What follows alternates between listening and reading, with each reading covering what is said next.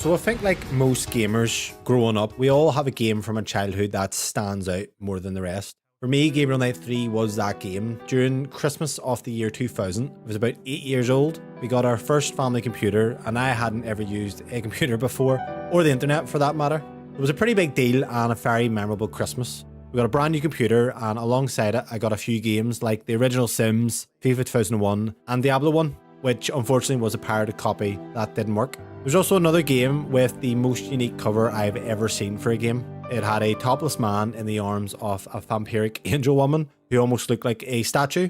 As a kid, obviously I was a huge fan of everything horror related. Caught my attention straight away. Of course, playing the game, I had no concept of what I was doing because Gabriel Knight 3, it's not your typical game a kid would play. So for anyone who hasn't played Gabriel Knight or even knows what it is, Gabriel Knight was a point and click adventure game from the 1990s, which was created by Jane Jensen. I don't think people realize how good or even how popular this style of game was back in the day. Games like Monkey Island, the Broken Sword games, which funny enough, I'd find and get into much later in life, and Grim Fandango. All fantastic games, and these days we have the likes of The Walking Dead and Telltale games out there, filling the void somewhat, but to me personally they aren't the same. Gabriel Knight 3 is the third game in the franchise. Released back in 1999, the two previous games were extremely different to the third in terms of art style. Gabriel Knight 1 used a graphic novel art pixel style and featured Tim Curry, who you might know from the TV miniseries It, where he played Pennywise,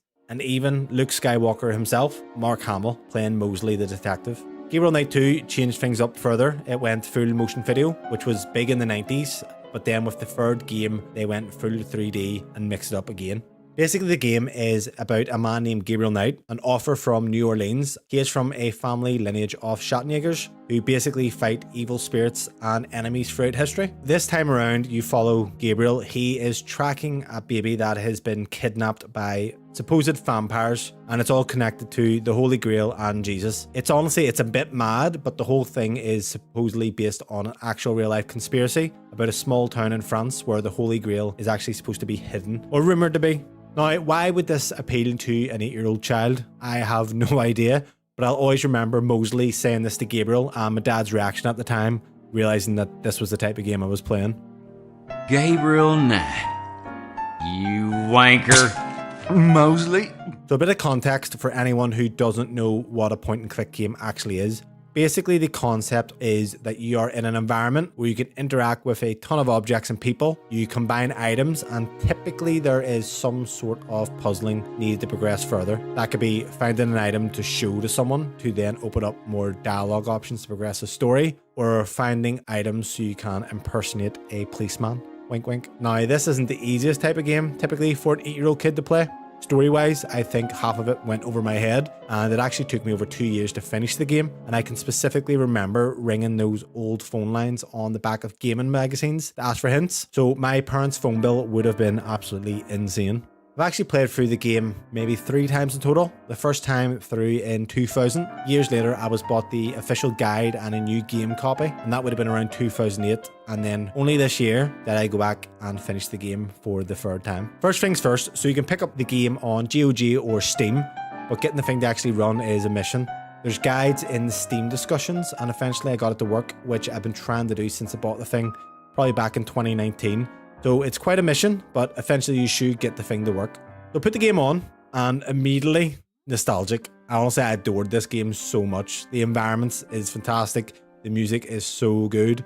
And I love how games can just tap into your childhood just from a bit of music. Yes, look, the graphics are dated.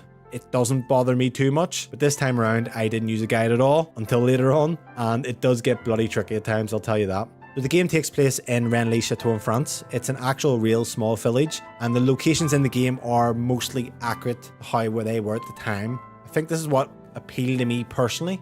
It feels like an actual place, and because of how point and click games are, you'll literally comb every section off the map, learning more about the area, and then you just get very familiar with the map. So the church in the game is called the Church of Mary Magdalene, which is the same church that is in Rennes-le-Château.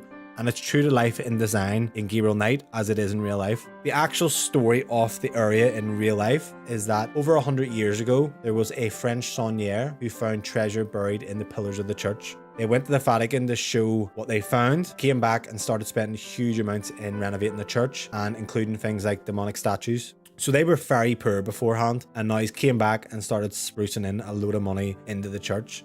So the game ties into the theme that this was the Holy Grail that was found, and honestly, as the guy who likes mystery and even religious history, that now really appeals to me. It's like the Da Vinci Code, but relates to a real mystery and the game itself. It's really unique. There's no other game I've ever noticed do this. The game itself, it's broken up into time blocks, so you must do certain things to progress the time through the day, and it's spread over 3 days. And throughout the time blocks, different things are happening, characters are changing location, and basically throughout what you'll do is you'll meet characters, discuss with them, have a chat, suspect them, and use the environment and puzzling throughout to progress through the time, all while trying to find obviously what happened to the kidnapped child. Throughout you'll find out more about the lore that's happening, as well as obviously the vampires, and it all kind of loops into itself further on. There's something really relaxing about this game, and it's so weird to say, but just the atmosphere of the small town itself and the music is top notch. Here's some of my favorite music in the game.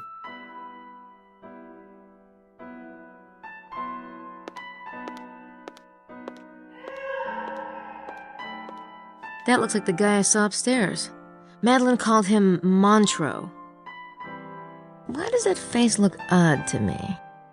Now, replaying the game as an adult and being able to actually understand the story, it's a real joy to play. I find nowadays with games, I sometimes feel like I've lost my love for them a bit, but playing Gabriel Knight 3 was still held up exactly as I remember.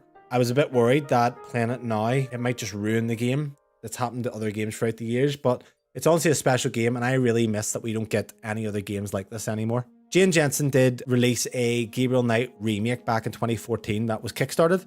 I don't think it did too well. I personally just thought the game was okay, but even from the other Gabriel Knight games, 3 to me is my personal favourite, and in my opinion, the best one in the franchise. Maybe one day we'll see another Gabriel Knight game release, but honestly, I'm just glad this one exists at all.